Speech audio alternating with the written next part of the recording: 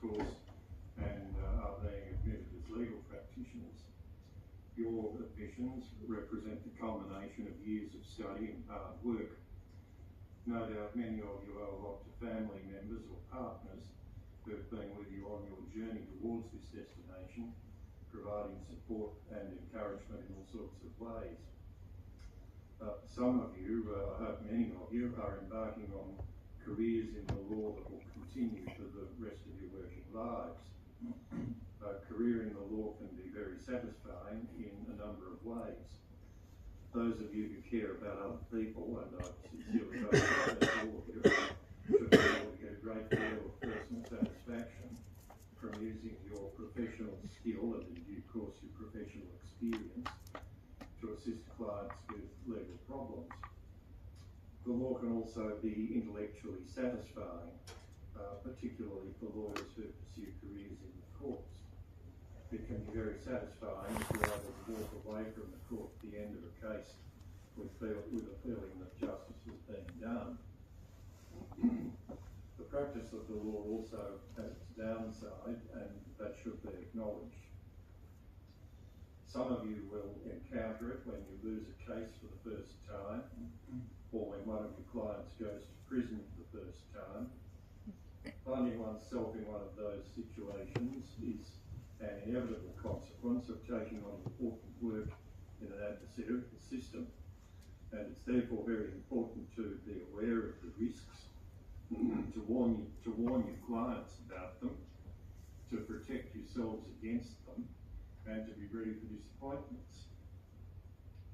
And if you find that you're in an area of the law that doesn't satisfy you, I recommend finding a position in another area of the law rather than taking the drastic step of leaving the law altogether.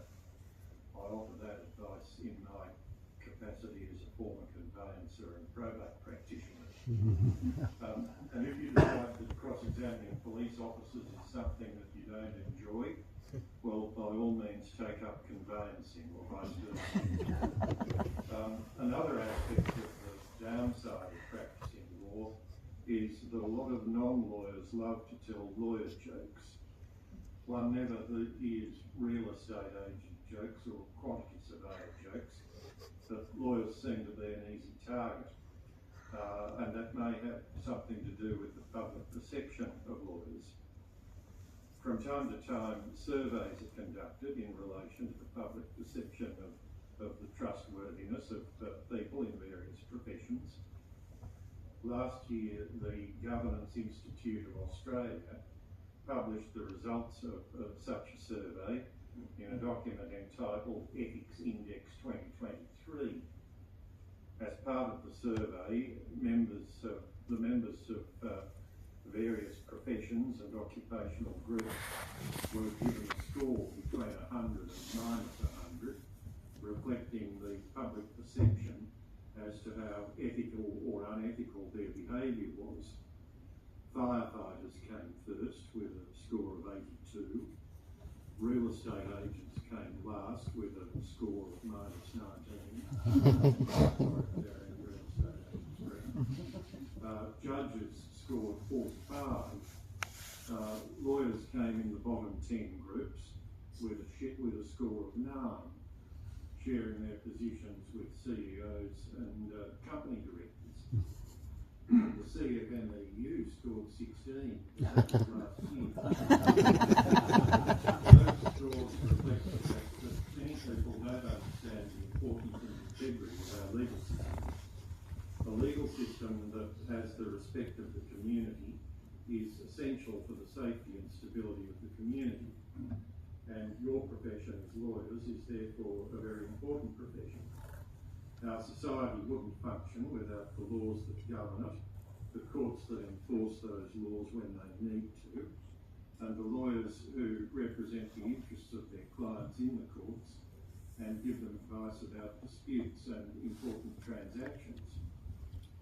And you, therefore, have a significant role to fulfil. The work that you will do can change other people's lives for better or for worse. I'll take the liberty of telling a short war story. drinking in the Dover pub on a Saturday night. So there no longer is a Dover pub, but a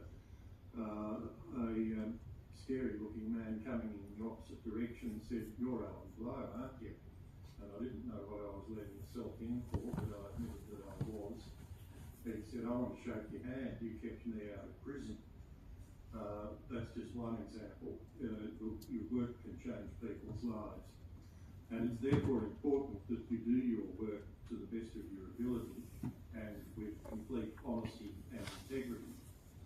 And that's why, for centuries, people embarking on careers in the law have had to make formal promises like you did just now in your oaths and affirmations.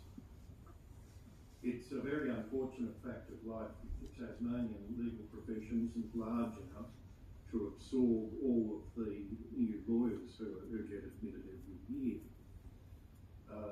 Those of you who do find a place in the Tasmanian profession, either immediately or later on, will find that there's very few exceptions. Members are friendly, respectful of junior practitioners, competent and willing to help.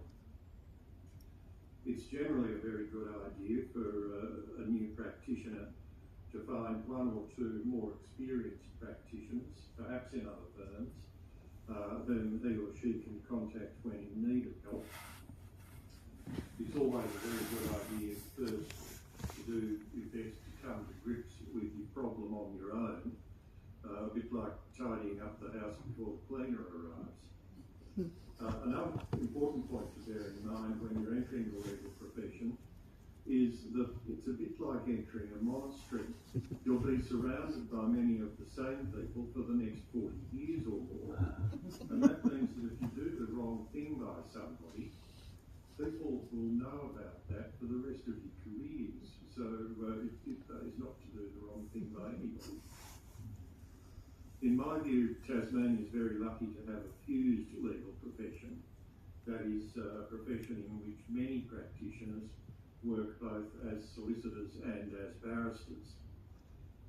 There are other Australian jurisdictions that have fused professions, Western Australia, South Australia and the two territories, but Tasmania traditionally has had the most fused profession in the country. That is to say, Tasmania traditionally has had a much smaller percentage of its lawyers practicing solely as barristers.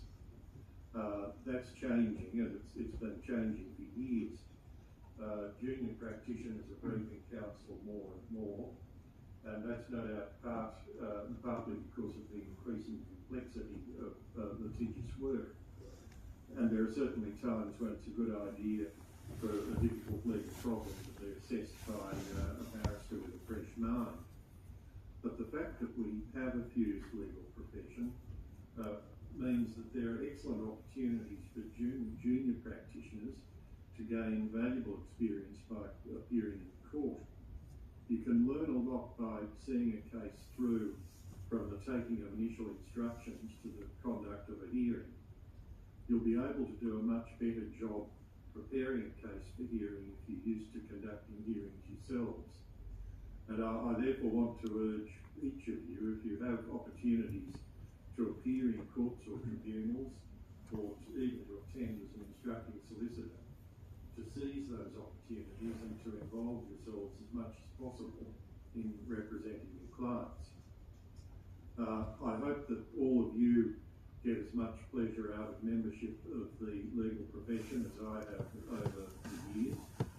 Congratulations to all of you again on reaching this important milestone today.